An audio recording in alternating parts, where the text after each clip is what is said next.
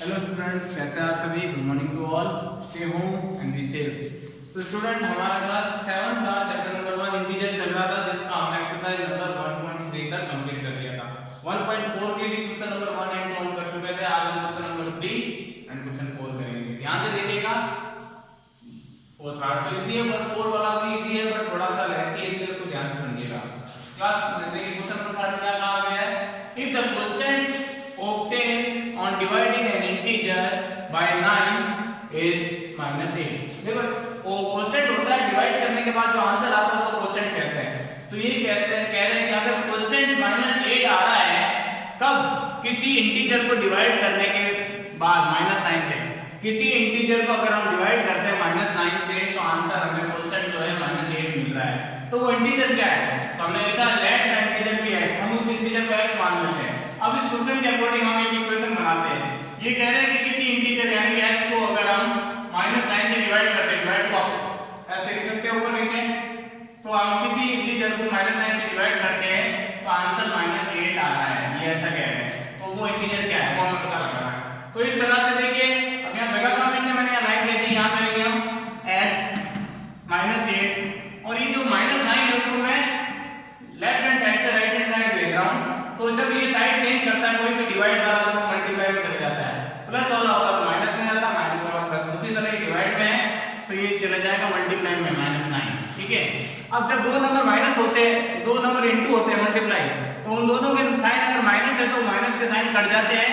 इस तरह से 8 9 से 72, तो हमें अपना x मिल गया। ये 72 वो नंबर था जो हमने x माना था। अगर 72 को -9 से डिवाइड किया जाता है तो आंसर -8 आता है। डिवाइड करके चेक कर लीजिएगा, क्रॉस चेक।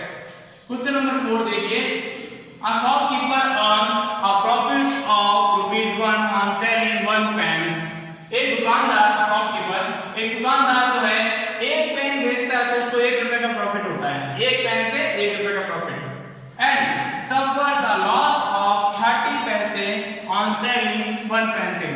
लेकिन वो अगर एक पेंसिल बेचता है तो उसको 30 पैसे का लॉस होता है, 30 पैसे का नुकसान, 30 पैसे का लॉस होता है। एक पेन में तो ₹1 का फायदा हो रहा है और एक पेंसिल में 30 पैसे का नुकसान हो रहा है, रुपए का नहीं, 30 पैसे। देखो लिखा हुआ है ना, in a particular month he incurs a loss of ₹5। किसी एक पर्टिकुलर मंथ में उसने जब हिसाब लगाया तो उस महीने में उसको ओवरऑल ₹5 का लॉस हुआ, उस महीने में ₹5 का लॉस हुआ। इन दैट मंथ, उसी महीने ही सोल्ड 40 पेन, उसी महीने उसने 40 पेन बेचे थे। ये कह रहा है, तो एक पेन में कितना फायदा हो रहा था, ₹1 का, तो उसने 40 पेन बेचे तो कितना फायदा हो रहा होगा, ₹40 का। How many pencil did he sold, did he sell in that period. तो उसने पेंसिल कितनी बेची, देखो उसको हुआ तो लॉस है ना, ओवरऑल ₹5। तो 40 पेन बेचे तो ₹40 का फायदा हुआ होगा, लेकिन ओवरऑल उसको क्या हुआ, लॉस हुआ। इसका मतलब लॉस ज्यादा होगा। तो कितना ज्यादा होगा, तो 5 है 45 का लॉस हुआ होगा, तो उसको प्रॉफिट हटा देंगे हम, तो ₹5 का लॉस हो जाएगा। देखो कैसे, एक पेन पे ₹1 का फायदा होगा तो 40 में कितना होगा, 40 × 1, ₹40 का फायदा हुआ, है ना। उसी तरह टोटल लॉस निकालना है, तो ये जो प्रॉफिट है हमारा ₹40, इसके साथ हम ओवरऑल जो लॉस बच रहा है उस लॉस को जोड़ देंगे, तो हमारा जो ओवरऑल लॉस हुआ है वो हुआ है ₹45 का। कैसे, क्योंकि ₹45, 45 का लॉस होगा तो उसमें से 40 प्रॉफिट का हटा देंगे तो ₹5 बच जाएंगे, तो ₹5 का लॉस हुआ है हमें टोटल। ठीक है, अच्छा अब हमें लॉस और प्रॉफिट नहीं निकालना, हमें निकालना है कि पेंसिल कितनी बेची।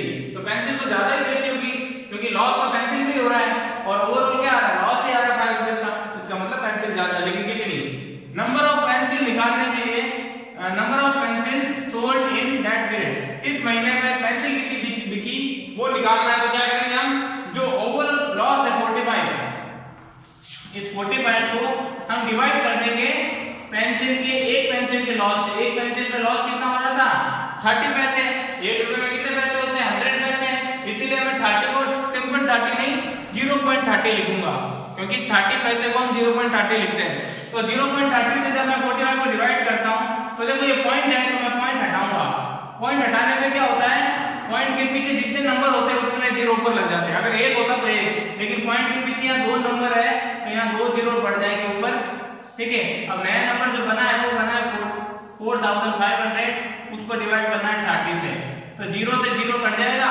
अब 3 से 45 तो आपको पता है कितने बार जाता नहीं आता, तो आप डिवाइड कर लीजिए, नहीं तो डायरेक्टली ये तरीका है 3 1 जा 3, 3 से तो 1 बार कट गया, ये 3 4 कट जाएगा, 3 1 जा 3, 1 बचा, 1 और 5 15 होते हैं, तो 3 5 जा 15 और ये 0 ऐसे ही आ जाएगा।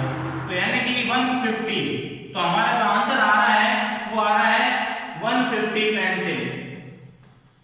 5 रुपए का लॉस हुआ ना इस महीने, तो 5 रुपए का लॉस क्यों हुआ? क्योंकि जो पेंसिल है वो 150 पेंसिल बिकी, 150 पेंसिल सोल्ड हुई उस महीने, इस वजह से ज्यादा पेंसिल बिकी, तो वहां पे 150 पेंसिल बिकने की वजह से 45 का लॉस आया, और पेन में 40 बिके तो 40 का प्रॉफिट आया। तो लॉस से प्रॉफिट ज्यादा, लॉस ज्यादा था, इसलिए लॉस में से प्रॉफिट माइनस करते हैं तो 5 रुपए ही लॉस बचता है। तो इस टाइप से ये क्वेश्चन करना है आपको दोनों, ये आपको क्लासवर्क में करना है, और इसी टाइप का क्वेश्चन मैं आपको होमवर्क के लिए दूंगा, जिसमें मैंने ये जो नंबर्स आ रहे हैं क्वेश्चन में, ये नंबर्स मैं बदल दूंगा, ठीक है। और आप इसी टाइप से क्लासवर्क वाला देख के होमवर्क करने की कोशिश करिएगा, ठीक है। ये नोट कर लीजिए आप। ओके, सीडब्ल्यू आपने नोट कर लिया होगा। ये दो क्वेश्चन आपका होमवर्क है, क्वेश्चन सेम है, बस मैंने नंबर बदल दिया है, -6 और -7। यहाँ पे जो नंबर था 9 और 8 को मैंने बदल दिया है, यहाँ पे दूसरा कर दिया। क्वेश्चन 4 में भी सेम है। अब देखो यहाँ पे नंबर नहीं बदला, तो मैं यहाँ पे 1 रुपए की जगह 2 रुपए कर देता हूँ, है ना। और ओवरऑल जैसे लॉस आ रहा है, जैसे ओवरऑल लॉस आ रहा है सपोज 10 रुपए का, ठीक है, 5 की जगह 10 रुपए का लॉस आ रहा है। तो अब आपको बताना है पेंसिल कितनी बिकी। अगर जैसे यहाँ 30 पैसे, आप रुपए सर ये भी चेंज कर देते हैं, 50 पैसे कर देते हैं इसको, ठीक है, तो 50 पैसे का नुकसान हो रहा है। तो अब आपको इस क्वेश्चन को मैंने कन्वर्ट कर दिया, नंबर चेंज कर दिया, तो आंसर भी अलग आएगा, ठीक है। तो ये क्वेश्चन आपका एसडब्ल्यू रहेगा, ये दोनों क्वेश्चन। तो आप क्लास वाले को देख के इसको कर सकते हैं, ठीक है, इसको उससे आप आइडिया ले सकते हैं। तो आज के लिए इतना ही।